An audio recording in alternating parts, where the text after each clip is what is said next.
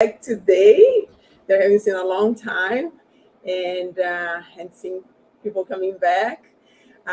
So today we're gonna have a lecture by our friend Joyce. It's gonna be talking about the faith of children after death. Right? It's a theme that a lot of people think about, and I likes to know about it. Like, what's the difference when a child disconnect or when an adult disconnect? Right? So it's a very important topic that we're going to be talking today. But as always, before we start our lecture, we're going to have our friend Katarina, who's back today here, to do the initial reading and the initial prayer for us. Good morning, everyone. So nice to be back here. So the message today says, set aside some time to appreciate beauty. Wake up early to see the sunshine and value the force of its light. Walk through the woods, quietly breathing in the air of nature. Contemplate a starry night and ask silent questions.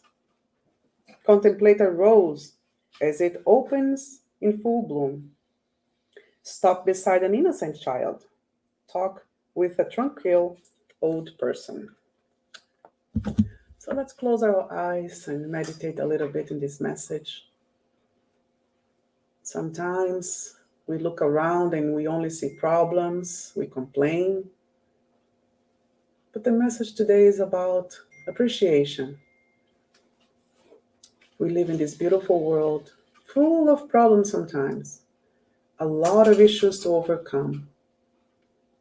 But it also has a beauty within it. It has a side to compensate all the troubles we go through in life. Jesus gave us a beautiful gift, our planet Earth. In a very little corner, every detail of it, we can find beauty. We have a beautiful sunshine outside. So let's inhale and think about the sun shining on us. Let's keep this peace within us, the joy, and the harmony of nature. May we all be blessed with what the universe has to give to us. And may we keep our hearts and mind open to the message that Joyce is going to give to us. And may we have a beautiful day today, and so be it.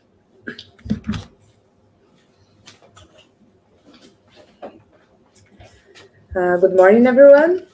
It's very nice to be back here and to see all of you with us, especially in this beautiful Sunday in the summer.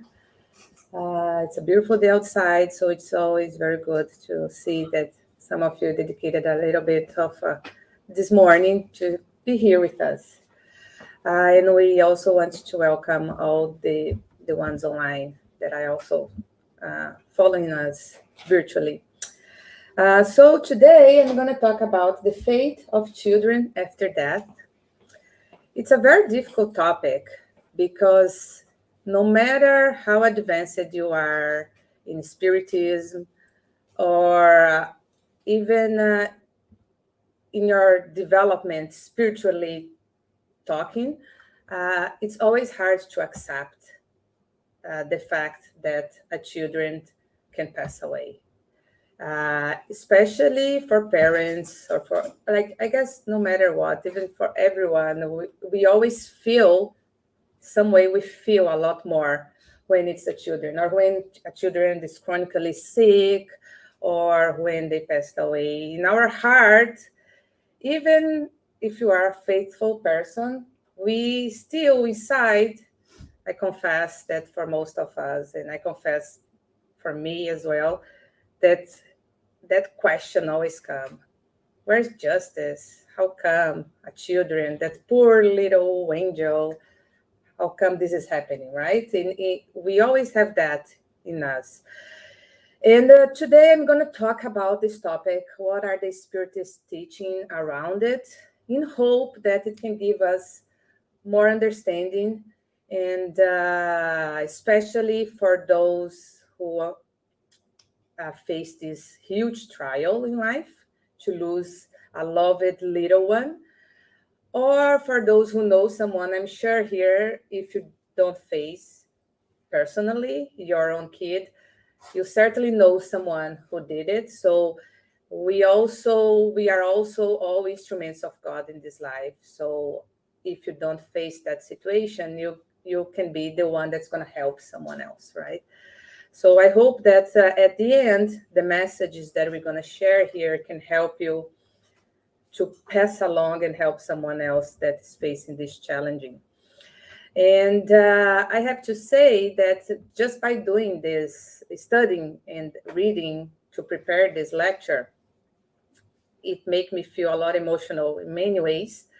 Maybe because I have kids, I don't know, but because it's a topic that really touches us in many different ways, especially when we read all the reports from the spiritual world, because we do have many kids that had a chance, not like spirits that discarnated as a child and had a chance to communicate it through the letters. So when we read their feedback and their report, it touched all of us, right? And we're going to see a little bit of that. So next slide, please. The question that I want to start is the question that comes to our mind every time that we think about this topic. Let's see if we can... if we can change. So it's how to accept and understand the death of a child. Don't worry, we'll come at some point. We might have some technical challenges, but don't worry, Lucas, if there's any problem. I'll keep going here, and the slide will change eventually.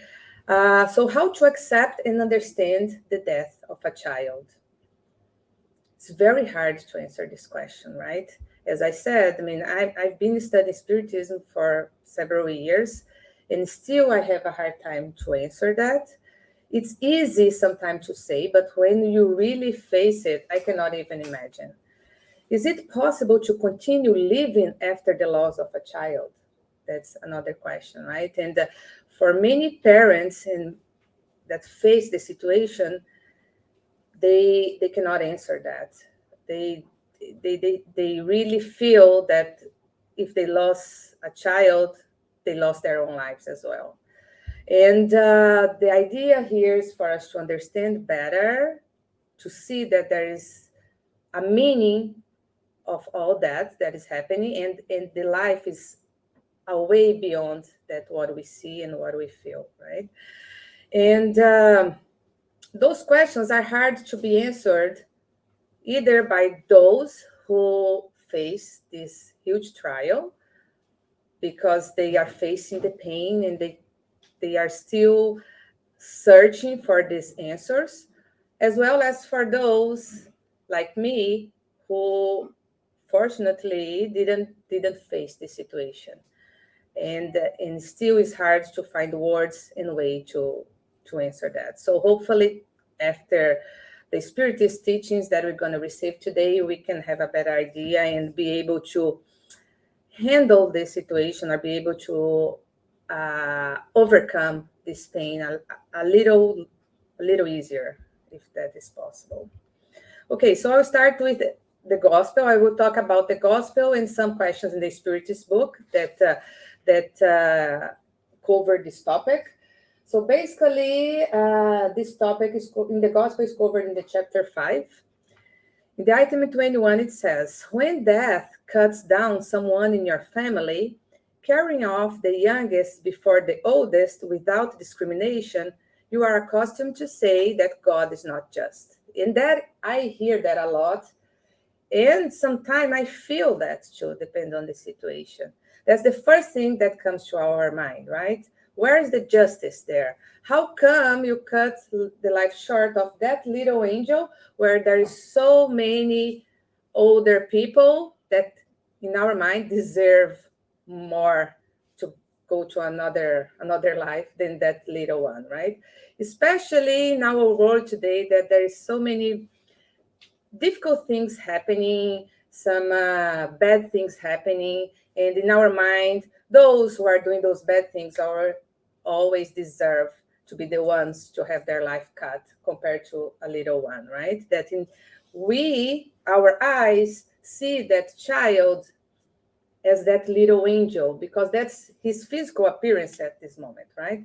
But also Spiritism tells us that this is just his present incarnation.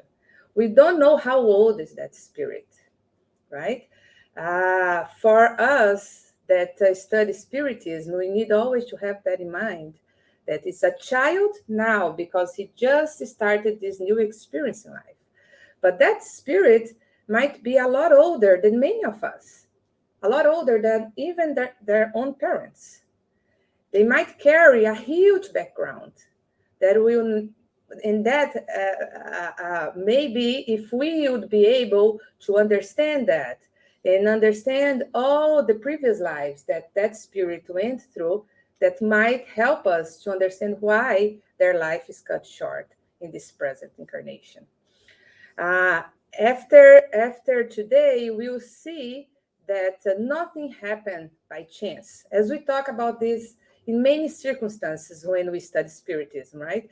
And again, the premature death, like that specifically that circumstance, also did not happen by chance. There's a reason behind that our eyes cannot see, and still we are still so fixed in the physical matter that we see that child as just that little angelical face, and in our minds that is just a poor little one, innocent, and didn't even have a chance to make any mistakes in this life.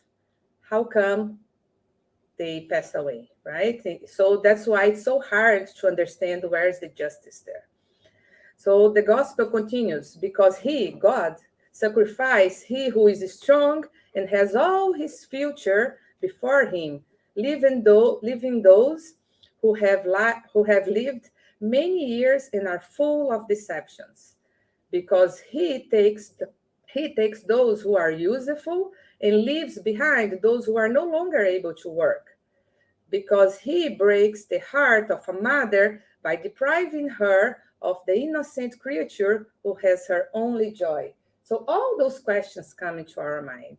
And the gospel, it's unbelievable when we open the gospel that was written by the spirits, right, through the hands of Kardec. And when we read that, that's exactly what we face, right? So we see ourselves in each passage, and I find that amazing, and it gives me even more credit to this beautiful work. So this passage for me reflects exactly what we face exactly what we experience when we face this situation. So the gospel continues. Why do you evaluate divine justice by your own ideas? Why do you think that what you see with your eyes is the truth, right? So the Spiritist comes to call us, hey, wake up, because your thoughts and what you feel, you are very blinded, and with a narrowed vision, you are looking just at this moment. You are looking to that child just as this matter, this physical body that you are seeing now. It's a lot more than that, right? So do you suppose that the Lord of the world applies justice through mere caprice in order to inflict cruel punishment? Nothing happens that has not an intelligent meaning, and no matter what happens, there is always a reason for it. That's exactly what I talked about, right? So remember, God is always justice and love. Nothing will happen by chance, and nothing will happen without a meaning behind. Once we really start to understand and to bring that to our heart, it really helps us in many circumstances in life. And the death of a child is one of those circumstances that help us to understand and to have the strength and the resignation to overcome. I'm not saying that will not be painful. Of course it is. It's hard to say goodbye and see you soon because it's going to be a gap until you are able to be reunited.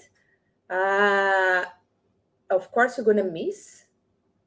It's going to be hard, but at least it gives you the understanding that there is a supreme intelligence above me that is taking care of everything. I need to trust on that. And that is what will give me the strength to continue life. Those of you who understand the meaning of spiritual life, listen to the beating of your heart when calling to these loved ones. If you ask God to bless them, you will feel great consolation, the kind which will dry your tears. You will feel magnificent aspirations, which will show you the future which our Supreme Lord has promised.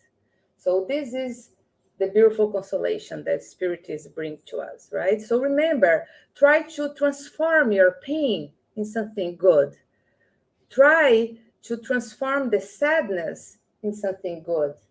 Remember that the same pain and difficulty that you are facing, your little one is facing too. He's in the other side, also feeling this separation. And he needs you that are here to live on, because life goes on. It will be extremely important to help them to continue their progress in the spiritual realm as well, right? And we will see in the next slides that the same process that we still incarnated here face, the discarnated one face as well. And it's really important that we reconnect to the God to help, like to get that strength and understanding to help us overcome that will directly impact on those little ones that we loved and help them go through. So for parents, I think this is key, because I'm sure that if you face this situation of losing a little one, the most important thing for you to console your heart is to know that your kids are received with love and care on the other side. And your reactions, your emotions, your faith will be extremely important to help them, because the connection that was created in this life will be eternal.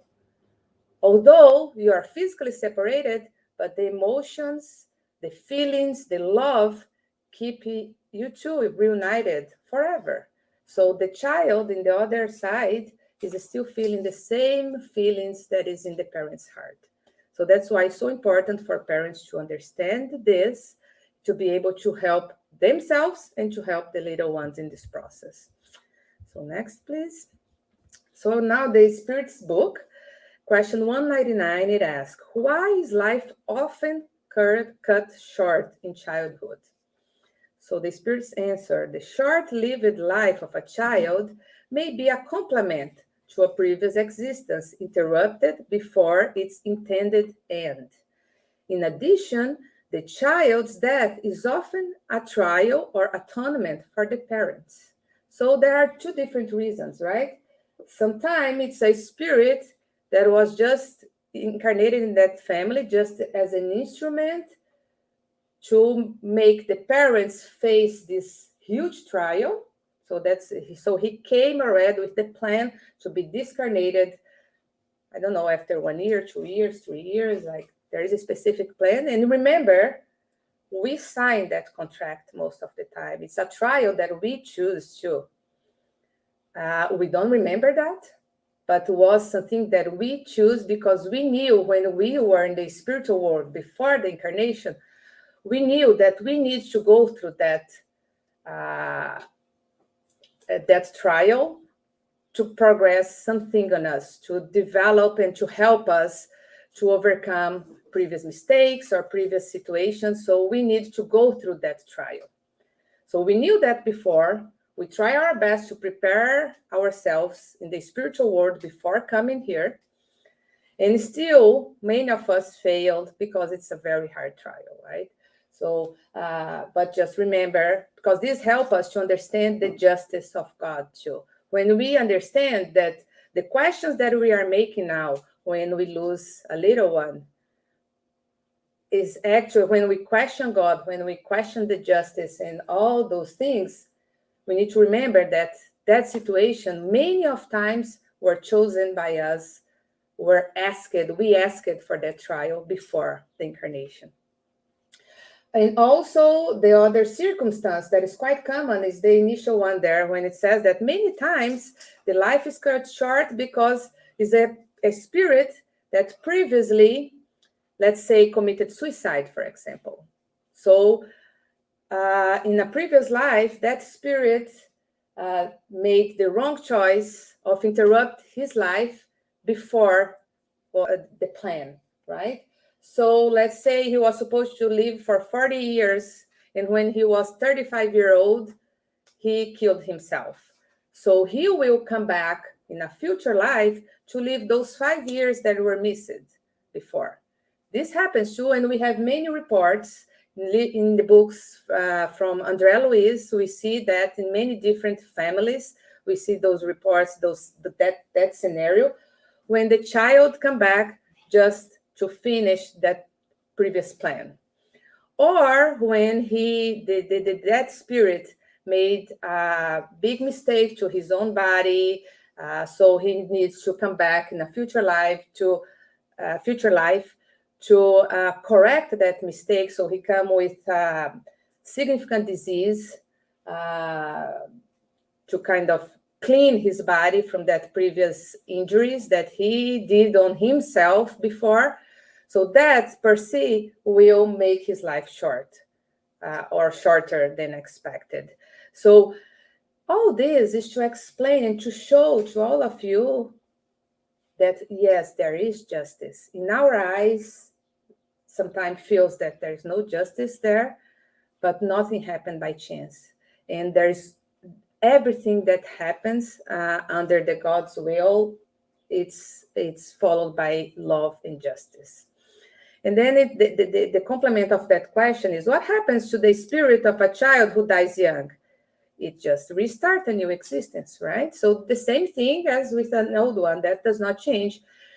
They discarnate, they go to the spiritual world, they receive all the love and care that they need there, according to each one's circumstances and the backgrounds and all the things that they made before. So they will receive all the assistance required, and they will start to plan the future incarnation, which can happen in several years or 100 years. Each situation is different, right? But pretty much they just continue the progress, because we all know that we are eternal beings. We are spirits, that this current life is just a very tiny point in our journey of evolution, right? So, and what happened with the kid is that when they, even though they might be a very old spirit, when they just discarnate, they still keep, as a spirit, they still keep that shape of a child, and they are received in the spiritual world as a child. Imagine a child spirit. That's exactly how they present initially, because they just did the transition from the physical world to the spiritual world.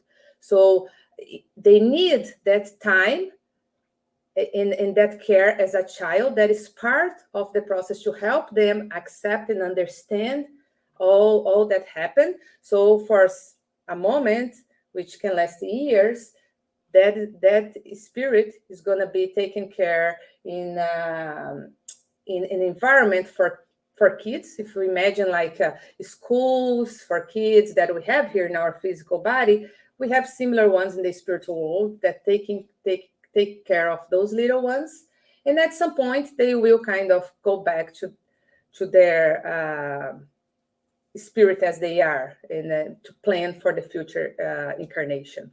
So when we see the letters that those kids send to their parents, some of them were able to communicate through the letters.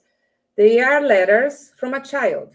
right? Because they just discarnated, and they are with the mind and the heart of a child, as we see here in our physical world. Next slide. So this is a comment from that previous question in the Spirit's book. If a human being has only one existence and his or her future is determined for all eternity after this one existence, how could half the human race that dies in infancy merit eternal happiness without putting forth any effort? Right? And so this is kind of help us to understand that actually what is in our mind actually would be unjust. If we think that that little one, they just discarnate and they deserve all the beautiful things, that is not just neither, right? Because they didn't even have a chance in life to go through all the process that we are all going through. They didn't even have a chance to face any trial. They, like, after 1 year, 2 years, they just discarnate. So that would not be just neither, right? So what exempted them from the often painful conditions of progress inflicted on others, right? We all, as adults now, we know how many painful moments we've been through. Those kids who discarnated early, they didn't went through all this. So why are they privileged to be able to go through life without any difficulty or pain? That does not make sense neither, right? So they continue to comment, this would not be consistent with God's justice. Reincarnation acts as the most supreme justice, equally distributed to all, adults, kids, everybody. The possibilities of a future are open to all without any exception or preference being given to any. Those who are the last to arrive have only themselves to blame. Each person must merit happiness by his or her own actions and bear the consequence of their wrongdoing. So again, this is to emphasize the meaning of the justice in God's action, right? Nothing happened by chance. So there's always a purpose. All you have, the happiness or the sadness, is a consequence of what you've done before. The next one, please. Viewing childhood as a normal state of innocence is completely irrational. And that's exactly what happened with us, right? We see those little ones, we always feel that they are very innocent, that they do not deserve any pain, any challenging, any difficulty, right? So if we don't understand that those are eternal spirits that have been through so many before, you'll never be able to accept the justice when we see a child suffering, right?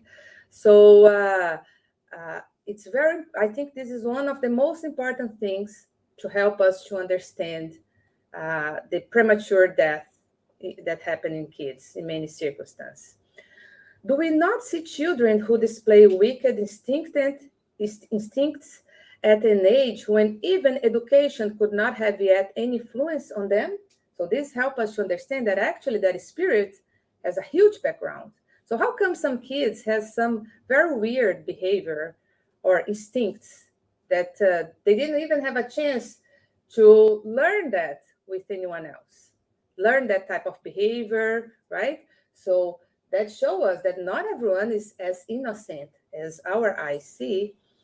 Many seem to be crafty, dishonest, devious, and even display the instincts of theft and the murder from birth, despite the good examples surrounding them.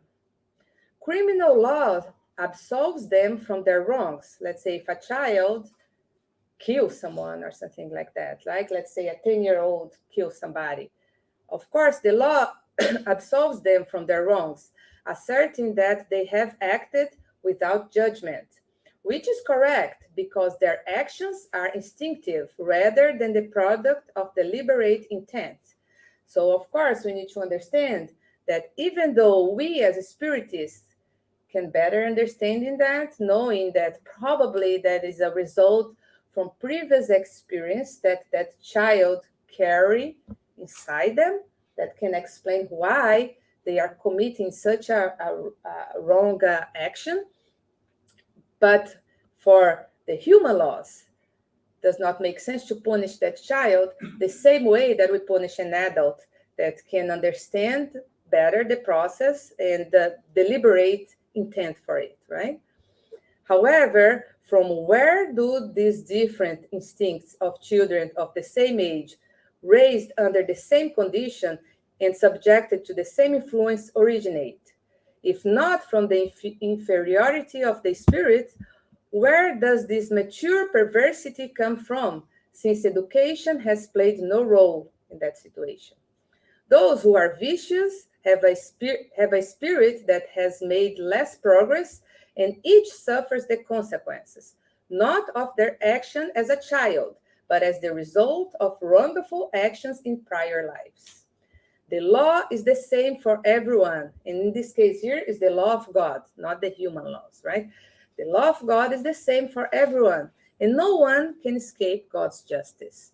So these again help us to understand the meaning of God's justice in every single situation. So the next one, please. So the Spirit's book in question 197, they ask, are the spirit of children who die as infants as advanced as those of adults? And we talk a little bit about this, but this is just to prove that is not my own words. It comes from the spirits. They answer, sometimes much more, for they may have previously lived longer and acquired more experience, especially if they have made progress. And we see that a lot, right? And sometimes even with our own children, they do a few things. I said, wow, how come they are doing that, right? So they can show signs that in some aspects, they are a lot more evolved than us. And this is good, because this is exactly the meaning of parenthood, too, in my mind. It's a two-way learning.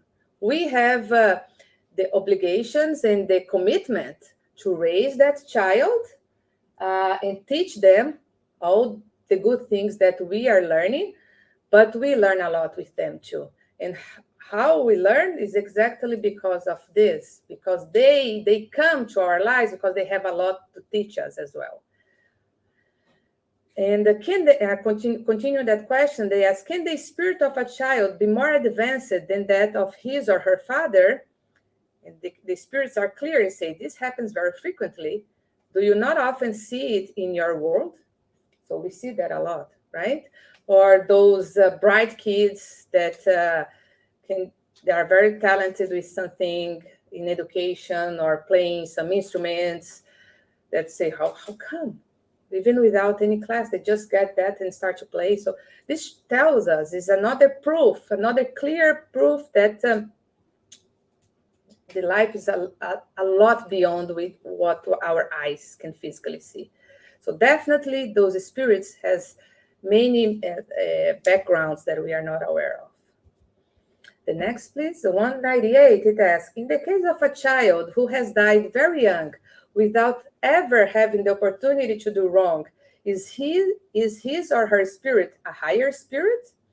And then they answer, if the child has not had the opportunity to do wrong, it has not had the opportunity to do anything good either. And God does not exempt the child from the trials that he or she must undergo. So it didn't happen in this life, but they will certainly face challenges in a future life, according to their own previous actions, right? If the child is pure, it is not because it is a child, but because it is more advanced. So the pureness that we see is not the real pureness. Of course, we might have a very evolved child incarnated between us. Actually, I should say a very evolved spirit incarnated as a child in our family or close to you. But the pureness that we see by that angelical appearance does not correlate with the pureness of that spirit. Okay, so that pureness should be related to what that spirit is. And of course, we cannot see that, right? We see a child, we are not able to understand what is all the background that kid brings with it. So this helps us to understand also that the pureness always needs to come with action. And in our life, when we see a child now, I have no idea what that spirit have done. So I can never look at that child and really see all the innocence and pureness that my eyes see, right? So the next one, please. So this book was written in Portuguese by Chico Xavier through the spirit of Marcos. It's called in Portuguese Crianças no Além. In a free translation, it would be like Children in the Spiritual Realm. It shows one example of a family, a couple that lost 3 kids in a car accident. And coincidentally or not, we did have recently, maybe a couple of years ago, time goes so fast that we lost track, but those who are here in Canada that were following the news, I don't know if you remember, there were a grandparent with the 3 kids that was hit by a car. And so that mom lost her father and the 3 kids, the 3 young kids. And it's been very difficult for that couple to face that situation. So when I saw this example, I said, I remember right away from that I saw in the news. So it's something that happened. What I'm trying to say is that this was a real case that happened many years ago in Brazil. And the kid, the Marcos, is one of the children that was able to communicate through the hands of Chico Xavier to send a letter to his mom. So I'm going to go over a few parts of that letter. But what I'm trying to say by showing the example that happened here in Canada is that this thing happened everywhere, right? It happened with all of us. It can happen with any of us. And the Spiritist teaching is here to help us understand why this is happening, right? Because in that situation here in Canada, I'm sure all of us question, where is the justice in this, right? How come I can understand that a mom lose all her kids in one accident, right? And it's hard for the couple to, the parents to understand and face. I mean, it's something that is easy for me to say maybe here, but I cannot even imagine going through that situation. So so this book, it's basically the content of this message that was brought by this little one, Marcos. So Marcos is the gentle messenger. So this was a free translation by me. So sorry if there's any, but this book is not translated in English officially. So this is the initial message from Emmanuel. This is the end of the message in the introduction of the book. Marcos, the gentle messenger, makes it clear that life goes on in the afterlife. That new areas of assistance have opened up after the physical experience to the aid of the little ones in need of instruction and tenderness. That affective ties do not disappear, and that God grants children to human parents, not in order to separate them forever, but so that in life or beyond death, there may be between them the blessing of eternal union with the perennial light of the love. So this Emmanuel was just telling us what he's going to show in the book, and showing that by this example, it's to give the parents the reassurance that that connection and that love that they experience in life, that is eternal. There's no end for that. Okay? So the next one. So the message, so this book shows about this. The message from little Marcos was psychographed by Francisco Cândido Xavier on December 12, 1975, exactly 10 months after his death. So, and those are all real names. Marcos Hideo Hayashi, 12-year-old, and his siblings, João Batista, 11-year-old, and Sheila, 7-year-old, discarnated on February 9, of the last year when this book was written, in an accident on Via Anhanguera near Perus. That is a place in Brazil where they lived. They were the only children of Yukuru and Elite, who is the couple of parents. The book tells initially a little bit of the scenario before, so that I'll just quickly go through because I will be focused more on the message. Basically, the father, Yukuru, was very tied to his kids. And then there was these circumstances that the kids were on vacation, and the family from another city invited them to stay for a few days in their house. And Yukuru was a little bit hesitant in let them go. But with the insistence of the mother, they said, oh, come on, they need to enjoy their vacation. The vacation is short. Let them go. Everything's going to be fine. And they went to that vacation. After a few days, the mom went there to join them. And they were, in this accident, they were coming back from that vacation. So there was an uncle driving the car. The father was not there. And then the mom, the kid's mom, were on the right side. And we can clearly see that in 1975, all the laws were not really applied at that moment because there was tons of people in the car that nowadays would not be allowed. But we all know when we were kids that was not really followed in Brazil. We would have like a car that's supposed to carry 5, carrying 6, 8 easily. So the mom was on the side carrying Sheila on her lap, and in the back was Marcos, João Batista, an aunt with her own kid as well on the lap. During the travel, the aunt started to feel unwell, so the aunt sent her kid to the front and get Sheila to her own lap. And like this happens a few minutes before the accident. And then during the accident, all the people on the back passed away, with the 3 kids plus the aunt. So this made us even think about how come they switch kids like a few minutes before. So there's a purpose, right? That was supposed to happen exactly that way.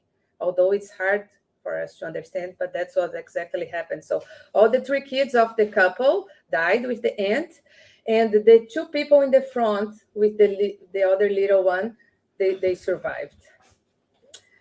So of course, the next, please, I will start the message. Of course, it was very, very hard for that couple to cope with this situation.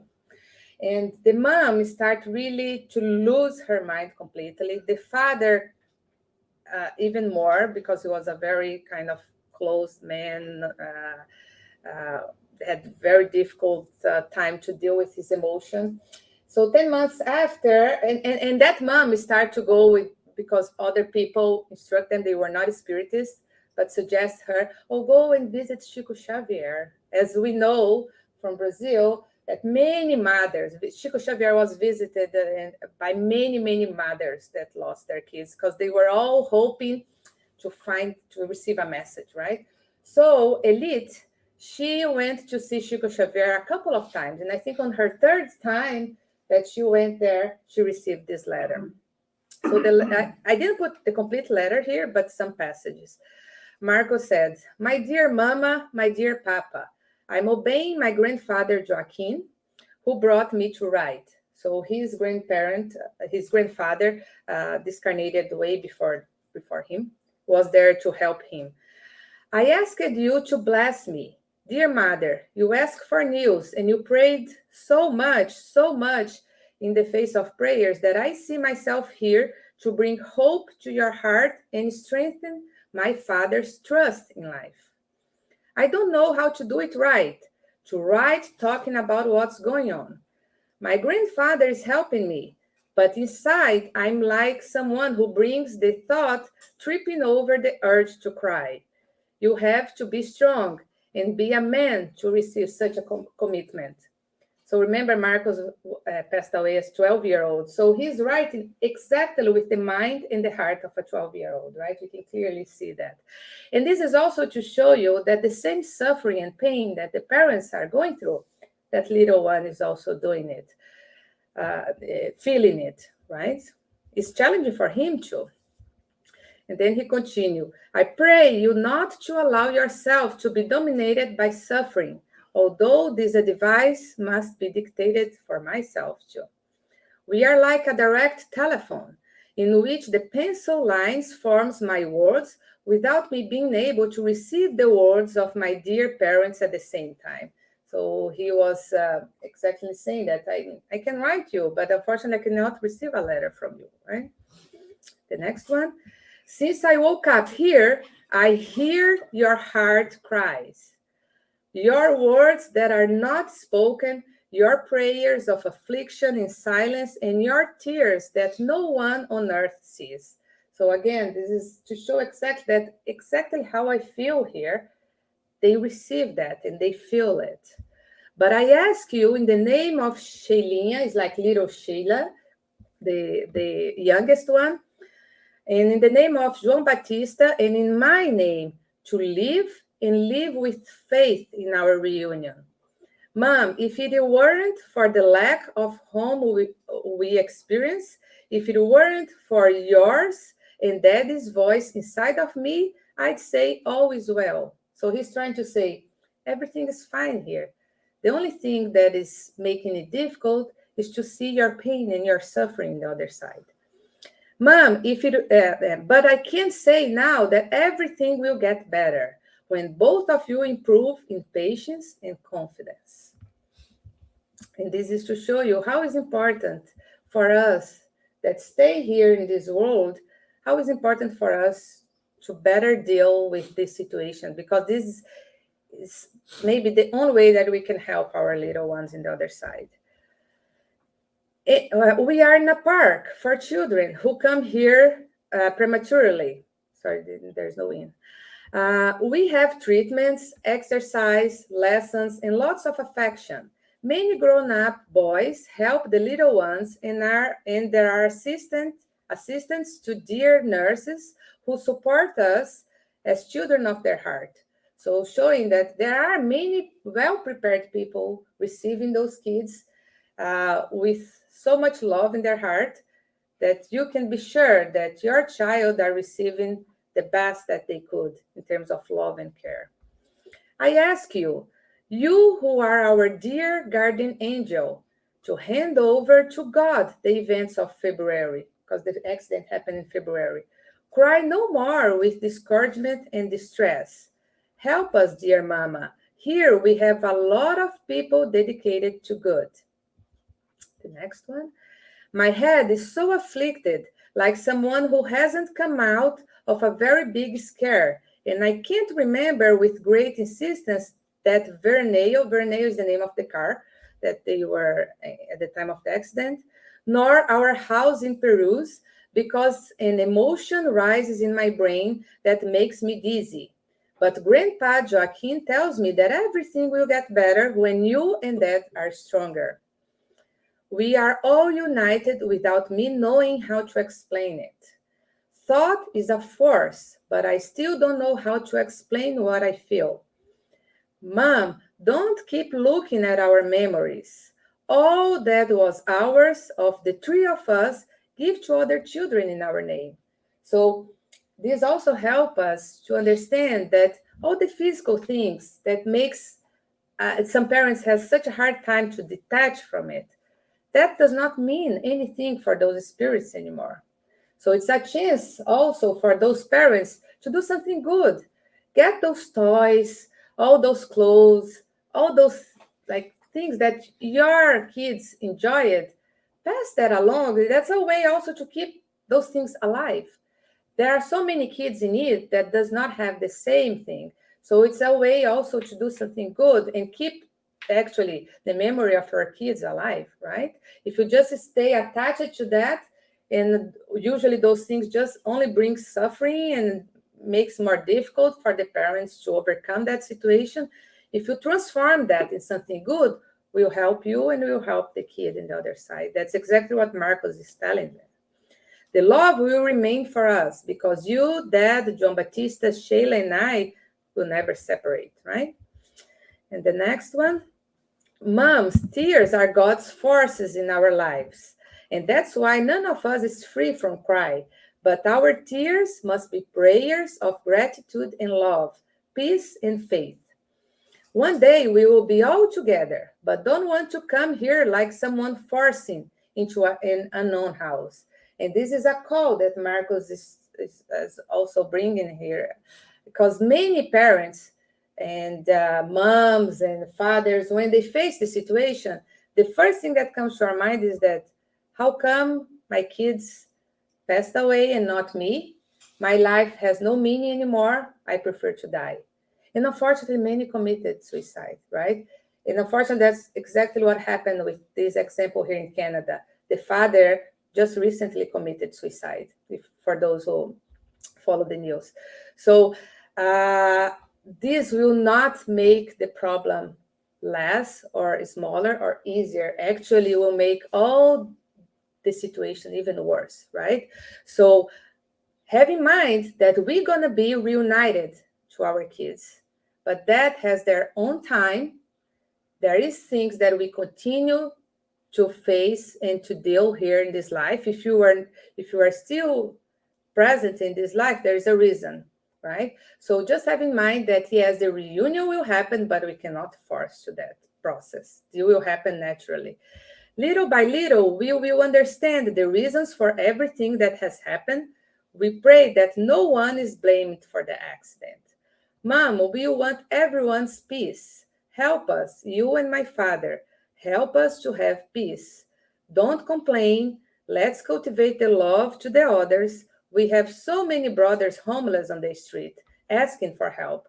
Let them also be children of your heart.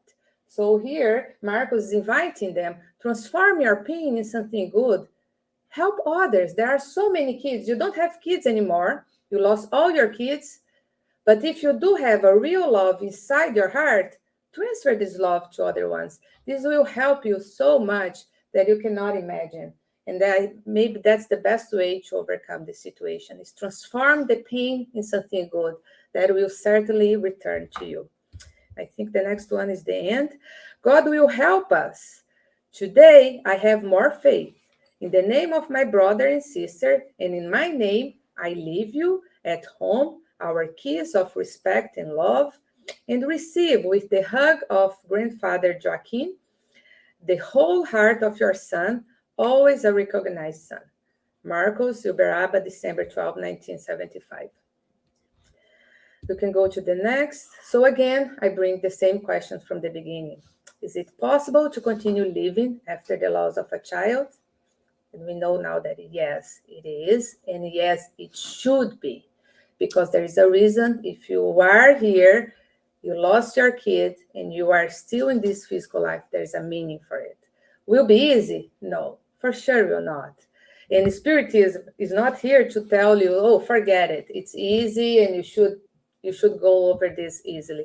No, it's painful. And God understands that too. And God understands our challenges and difficulties to accept that. But He brings, through the Spiritism, lots of consolation to our heart to help us to understand why this is happening. And the understanding of why this is happening is what will help us to go through this situation. The next one. So remember, life never ends. There is no end. The same way that there is no end for the love and the beautiful connection that you create with your kid, with your little one. And we have only one option when those challenges happen: learning, accept, resignation, and continue. We need to continue to live in happiness and faith in our heart. This is what our child expects from us as well, in the other side. And if there is really so much love in your heart that you don't have your child anymore to share that love, remember that the life has plenty of opportunities for you to share that love. There are so many abandoned children that you can adopt, if that is an option for you. Or even if you don't adopt, you can help. helping so many organizations. You can do volunteer work in those houses that take care of kids, hospitals. There are many other countries that faces challenges that here in Canada we are fortunate not to face, but they are opportunities for you to help. So remember that. Transform your pain into something good. Discover within you the purpose of life, the meaning of life, and that's what will bring you the strength to overcome the situation. And the last one, if I'm not wrong, this is just again to summarize all that we said, that sadness, pain, missing, this is okay. We are not fully prepared to go through this without sadness and pain. And if you remember, even Mother Mary, when she lost Jesus, of course she felt that in her heart. She felt the pain of saying goodbye, but she had the understanding to overcome that situation, right? And it was a beautiful example. What she did, she started to help many others in need, right? And she continued that beautiful job even in the spiritual world, helping those who face the most tragic situations in life, those spirits that discarnated in traumatic ways. So that's exactly the call that Spiritism is giving to us this moment. Transform your pain in something good. Desperation, rebelliousness, being desperate, that's not acceptable and will not help you. You need to be able to find the meaning on all these in all these difficult situations. You need to be able to find the meaning of life. So Spiritism gives us the understanding, the comprehension, the resignation, the knowledge, all the tools we need. But at the end, you are the ones who need to give the first step, right? Nobody can do that for you. The short lifetime might be a gift, actually, and you need to remember that. We never know what was planned, what was supposed to happen with that child if they continue the life. We don't know. Maybe, and this also, for me, give a lot of consolation to the heart of a mom who lost her child, knowing that maybe if your child continue in life, maybe the life would be so miserable to them, a lot harder, that I'm sure you don't want your kid to face those challenges that he might have faced if he didn't discarnate. So maybe it was actually a gift from God because he knew what was supposed to happen. And again, the last question, where is the true home? It's not here, right? We know that. This is just a temporary experience. The true home for all of us is exactly the spiritual home. So we are always the objective is for us to reach that. And that is happening with our kids prematurely. It's hard, but remember that we don't possess them.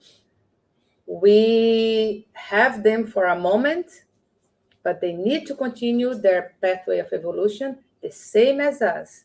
And that the reunion will happen, that we can reassure, and we need to have that certainty in our heart, because that's the only thing that helps us to overcome this, knowing that we're going to get together again. And the separation that happens is only a physical separation. The connection is always there. And through the prayer, through our thoughts, we can get together again in a different way, yes, but that's what we need at this moment to continue our life. So I hope this can bring some consolation to all of you who went through this difficult situation, or again, help you to help someone else that is facing this moment. It was a pleasure to be here. Thank you. So it's a moment for questions, comments.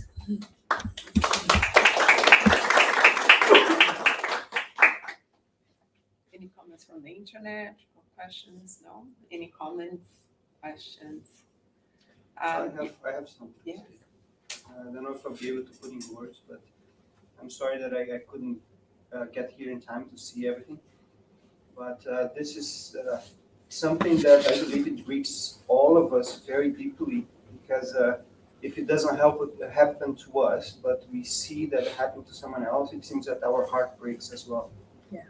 And this, it brings us so much hope and consolation, because it's what we see is that the first thing, you have to learn to let go.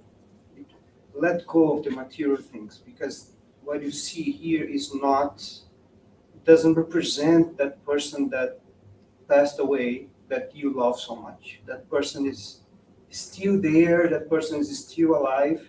It's not these material things that you have here now that represent that person. Let go. And the other thing is that among the pain that you're feeling, that seems like a storm, it seems that you don't feel whole anymore. Among all that, understand that you have the strength to stand up. Have the strength and try. You'll be able to. You have to put yourself to that position. Try to stand up, and life continues. Goes on. Yeah, exactly. This is a very, very important comment, Rafael. Thank you. And for me, I think the best way to find that strength, as I said here many times, is to transform this pain in something good.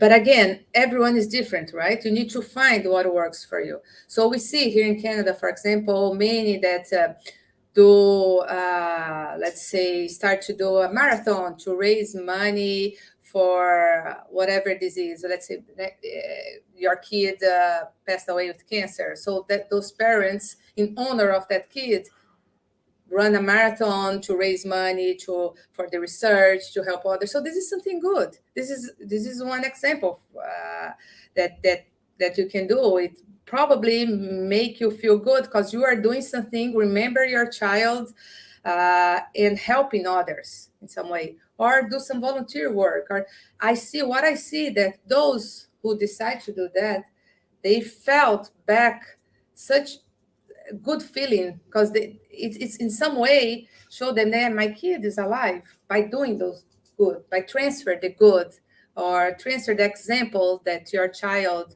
was in your life by doing good to someone else. So each one needs to find your way, but what is important is exactly that you need to stand up and life goes on. Yeah, and it's also important to know that even though you're not physically together, sometimes you can get together through your dreams. When Absolutely. you're sleeping, Yes. you're still And this happens now. We see many examples too. By praying before going to bed, it helps you with that connection, and the connection is always there. We just need to learn how to feel it. We need to learn. It's kind of an adjusting process to learn how to feel that connection in a different way, because it's not the connection that we are used to. You'll not be able to physically hug your child, but you are be able to feel it in your heart if you learn to do it.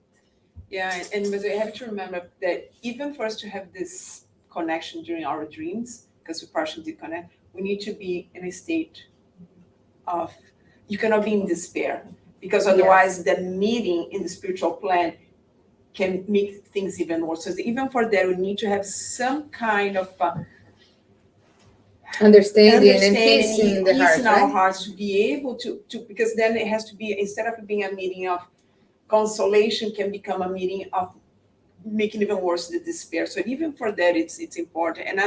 And as you're talking about how to extend the goodness to someone else, I thought exactly about that, right? How many foundations actually started by parents who lost a kid for certain disease or something. There's a very famous group of mothers called MAD, Mothers Against Drunk Driving. Exactly. Started in the States many years ago, and they did an amazing job. And it's all mothers who lost their children to a drunk driver and decided to make a foundation to bring awareness. And they did it in a very strong way. I remember their ads being very strong, but the message was very clear. But it actually, since they started their programs, it actually reduced the amount of accidents like that. So people who really find a purpose, right? And talking about how to get out of despair, also talking what Rafael was bringing to us, you don't need to do it alone. Sometimes you even need help. You need help from a medical help, from a psychologist, psychiatrist. Get your friends, get your own religion, whatever belief you have system, doesn't need to be Spiritism. Find some people around to help. And remember, the help is there. It's Because there. sometimes we are so Yeah. desperate that Yeah. you close our eyes to Yeah. to the help, right? And another question people do a lot is how long it's okay for me, because of course in the beginning you're going to be in despair and in pain. That's normal, that's fine, but how long is acceptable? There's no limit, right? Of course it has been a year now and you're still in a despair. That's no despair until like 10, 11 months after. It's like mom and dad, now it's time to calm your heart, right? But we need to find eventually a way to get out. Some people it takes a few months, some people take a year, and even in psychology, I remember I was talking about that actually. That one of the psychologists at the hospital, she says that usually up to a year that really have grief, no matter if it's a child or someone that you lost, your mom or dad, it's okay. After that, if you're still really deep, like really like in a moment that nothing got better, that's the moment it's time to really start to think about Options. all their options and helping there. So there's no set time. Each one has their own process, but it's important to work on the process, Yes. right? And search for the help Yeah. if you need it. Any other questions, comments? Joyce, thank you very much for your lecture. So today we're going to be saying goodbye to our friends over the internet, because we are going to actually prepare for the passes, because we're back to have our passes on Sunday. So thank you everyone that was with us over the internet, and we're hoping to have you here back next week.